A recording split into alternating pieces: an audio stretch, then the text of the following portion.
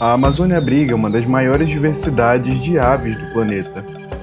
Entre rios e florestas, milhares de espécies mantêm ciclos naturais que se repetem há gerações, conectando vida, territórios e comunidades. No entanto, a presença humana tem deixado marcas profundas nesses ambientes. O lixo, e especialmente o plástico, percorre grandes distâncias, se fragmenta em partículas quase invisíveis e passa a fazer parte dessa paisagem, chegando até os ninhos e afetando diretamente a sobrevivência das aves. Diante desse cenário, esse documentário revela uma realidade alarmante, ao mesmo tempo em que apresenta caminhos possíveis construídos pela ciência, pelas comunidades e pelas ações do Instituto Soka Amazônia. O Instituto Soka Amazônia está localizado aqui na colônia Antônio Aleixo, aqui em Manaus. E a gente tem simplesmente, digamos assim, uma das áreas mais bonitas que existem, que a gente está bem na frente do Encontro das Águas. É um cartão postal mundial, muitas pessoas elas viajam para vir para cá, mas em compensação, quando a gente para falar sobre essa influência do lixo, a gente está na frente de uma área onde tem além de ter muita circulação de pessoas, também ocorre de ter muita circulação desses detritos que vêm da cidade, vêm das comunidades. Então, é muito chamativo que uma área preservada como essa tenha a presença de muito lixo. Entre esses vestígios está o plástico, um material que pode se fragmentar em partículas quase invisíveis, mas que percorre grandes distâncias e alcança ambientes naturais. Nos últimos anos, pesquisadores têm buscado compreender como o plástico e o microplástico se espalham pelos ecossistemas amazônicos e quais são os seus possíveis impactos sobre a fauna.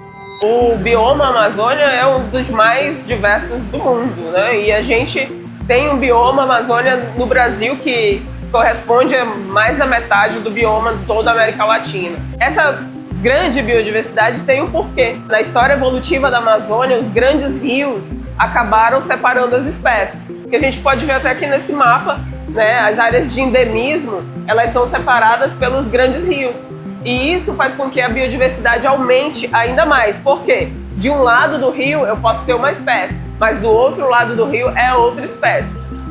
Mas vem a grande questão, as aves voam, mas não é bem assim. Na Amazônia existem muitas espécies que não voam, que não conseguem ultrapassar nem estrada. Então elas são muito restritas a essa área de floresta. Então se não tiver floresta, se a área começar a degradar, elas desaparecem. E não conseguem também se deslocar grandes distâncias para tentar outros hábitats, outros locais. As aves migratórias, né, aquelas que vêm do norte, também temos as do sul, e a Amazônia é um grande paraíso para elas fugirem dessas temperaturas mais baixas. Então, quando elas vêm para a Amazônia, elas têm uma grande abundância de alimentos, porque aqui, né, a biodiversidade de tudo é muito, inclusive de insetos, porque a temperatura elevada faz com que a proliferação dos insetos, dos animais, seja muito mais acelerada. Então, quando eles param aqui, a abundância de alimento é muito grande. Então, eles param para se alimentar, descansar e seguir viagem, ou alguns ficam, permanecem, até mesmo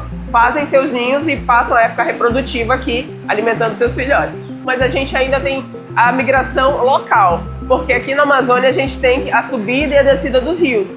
Então, o que acontece com as aves que estão ali na praia, né? O que acontece com as aves que estão no arbusto, né? Porque os arbustos desaparecem totalmente. E os estudos mostram que algumas fazem uma migração de altitude, elas passam a viver nas copas, mais próximo à copa, e outras acabam adentrando mais a floresta, ao invés de viver só na várzea, que são as áreas alagadas, e uma vez alagadas elas conseguem andar, né, caminhar e se infiltrar mais no ambiente de floresta fechada do que e ficar somente ali na várzea, que era um ambiente aberto, sem água, e aí conseguem então ter esse deslocamento tanto na vertical quanto na horizontal.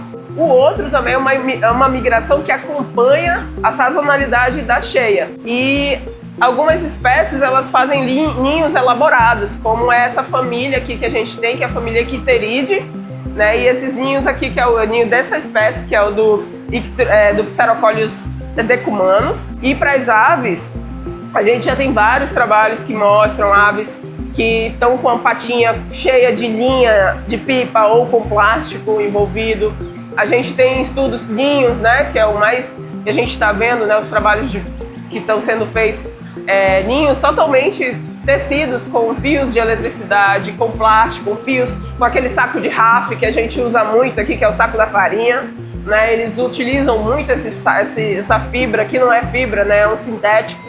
Embora muitos desses fragmentos sejam quase imperceptíveis, eles podem se acumular no ambiente e entrar em diferentes níveis das cadeias alimentares. Sobre o monitoramento, ele iniciou basicamente com observações de quando a gente realiza o Birdwatch. O Birdwatch, ele é a observação de aves, e aqui em Manaus, o Instituto ele tem parceria com o projeto Vem Passarinhar Manaus. Então, em uma dessas vindas do projeto, acabou que foi observado, principalmente no ninho de japu, que a gente conseguia encontrar alguns materiais que eles não eram naturais da natureza.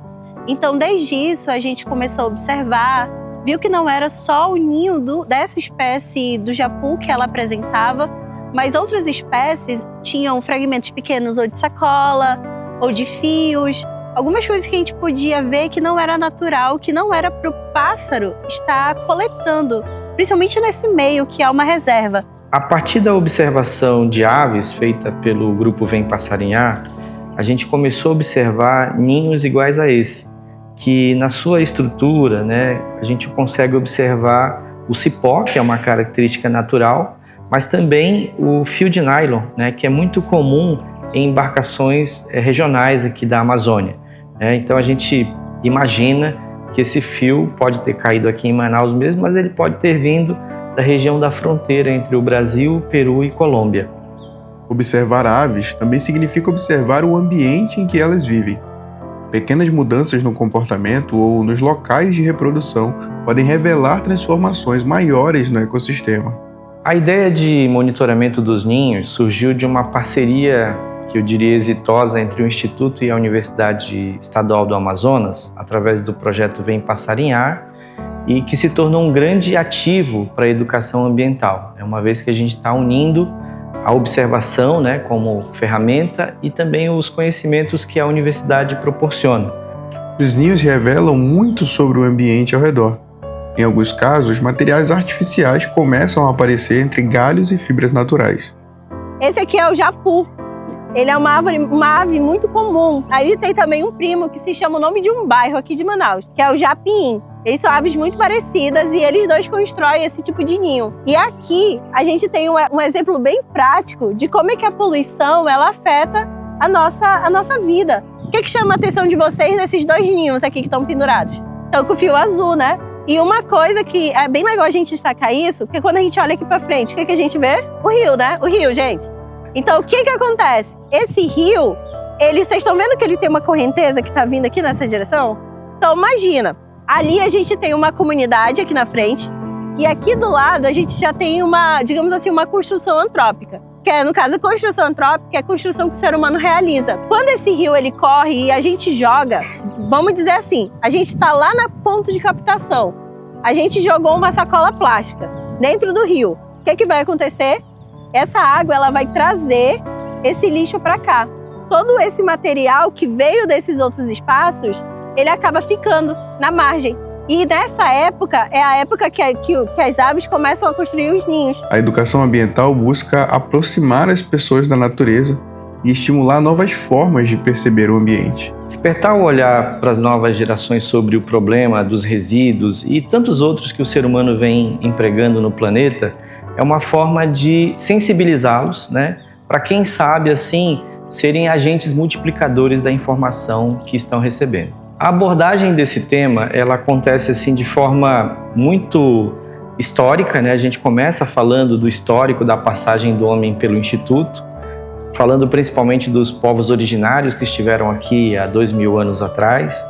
Aí a gente fala um pouco sobre a chegada dos europeus e o que eles deixaram e a gente vem encontrando aqui ao longo da área do Instituto. E por fim nós chegamos ao ninho, mostrando que o que nós estamos realizando hoje, estamos impactando hoje, não vai ficar para a futura geração. Nós já estamos recebendo o retorno daquilo que nós estamos fazendo. Conhecer a biodiversidade é um passo essencial para compreender os impactos que ameaçam esses ecossistemas. Nas comunidades ribeirinhas, as aves fazem parte do cotidiano. Seus cantos acompanham as atividades diárias e ajudam a marcar o ritmo das estações. Bom, a gente está aqui na comunidade São Francisco, do Terra Nova. É uma comunidade que fica nas margens do rio Amazonas, de Várzea, onde a população tem uma relação com a terra, né, com o solo, produzem muita hortaliça para Manaus, né, abastece Manaus e também convivem, né, com os dilemas da sociedade, poluição, né, que chega pelo rio. E hoje a gente veio aqui para entender, né, qual é a visão deles, o que eles enxergam como problema e solução, né?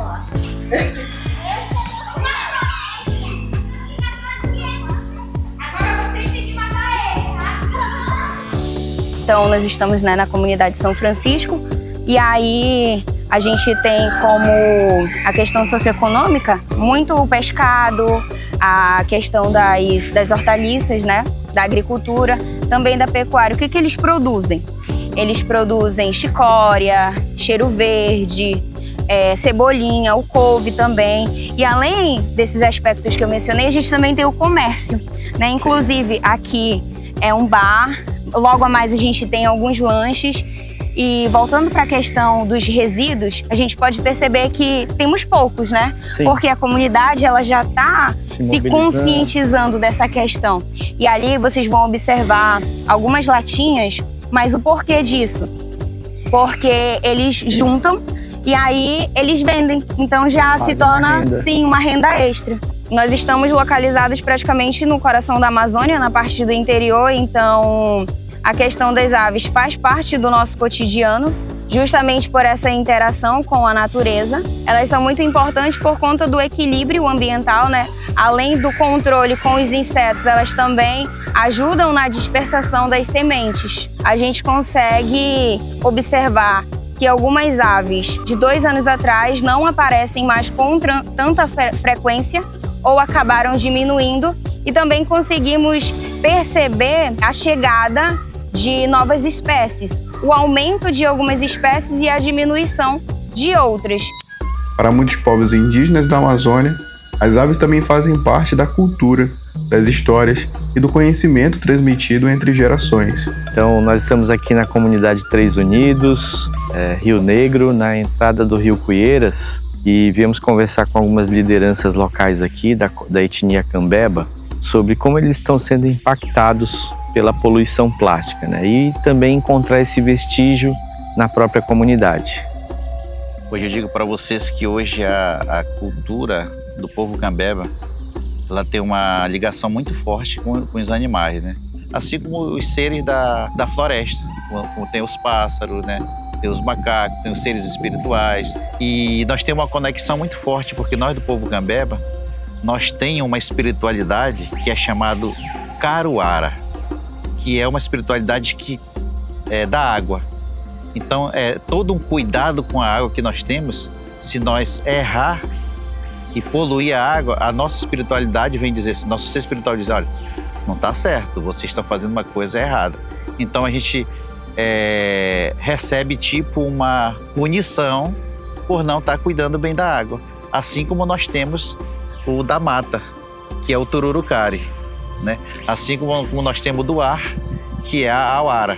Então são seres espirituais que nós temos uma conexão muito forte para proteger o nosso ambiente. Então a gente aqui tem bastante aves, e todos eles têm nome na língua cambeba, né? Como o japim. O japim é um dos pássaros que é muito, como é que eu posso dizer? É um pássaro de estimação da comunidade. Sempre trabalhamos dentro da nossa cultura essa preservação dos animais. Não é à toa que as nossas músicas, os nossos rituais, tudo é voltado à floresta. A gente tem isso como o nosso lado mesmo familiar, é um cuidado que a gente tem com os pássaros. Porque, não sei se vocês sabem, mas tudo que eles comem, eles saem semeando, plantando. Então é aí que renasce tudo novamente. Se você pega essa ilha e limpa tudo, quando sai, as sementes brota novamente e faz o reflorestamento. Então a gente precisa dele, e aí que ele precisa do nosso cuidado para que a gente não possa deixar que isso se acabe. O impacto do plástico na vida das aves vai muito além do que vemos à primeira vista. Durante o processo de nidificação, esses materiais comprometem o desenvolvimento dos filhotes, colocam espécies em risco e contribuem para a redução da biodiversidade. No entanto, a mudança começa a partir da percepção. O envolvimento das comunidades, as ações de educação ambiental e as pesquisas desenvolvidas pelo Instituto Soca Amazônia mostram que é possível dar novos rumos para essa realidade. Pequenas iniciativas, quando conectadas, têm o potencial de transformar realidades inteiras. Hoje a gente tem uma parceria com o Instituto Soca, que trouxe para a gente mais um olhar de cuidado e de reflorestamento, no qual nos ensina a como ter as sementes, ter um viveiro hoje, né? E dá esse ensinamento da gente como cuidar e reflorestar a natureza, porque a gente sabe, mas não com detalhes, como fazer, o que tem que ser feito. E isso foi quando a gente conseguiu ter um viveiro dentro da comunidade de plantas de mudas, de reflorestamento para a comunidade. Essas relações que se estabeleceram com a etnia Cambeba, aqui da comunidade Três Unidos, ela começou a partir do momento em que a gente trouxe algumas espécies para recompor novamente a vegetação deles aqui. E uma dessas espécies muito simbólicas é o paricá, né, que imediatamente foi recebido com muita alegria, porque é uma árvore que está inserida na cultura, né, dos povos ancestrais.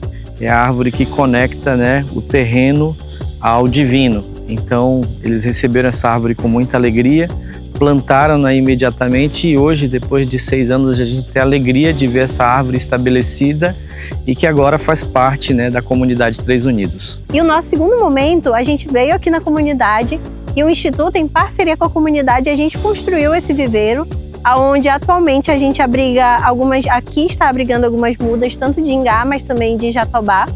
E a gente doou para elas tanto a questão da estrutura, troca de conhecimentos. Hoje a gente também está aqui para fazer a gravação. A gente trouxe também algumas outras sementes para justamente enriquecer e ter essa troca de informações entre o Instituto e a comunidade. Quando essas diferentes formas de conhecimento se encontram, novas possibilidades surgem para proteger a biodiversidade da Amazônia.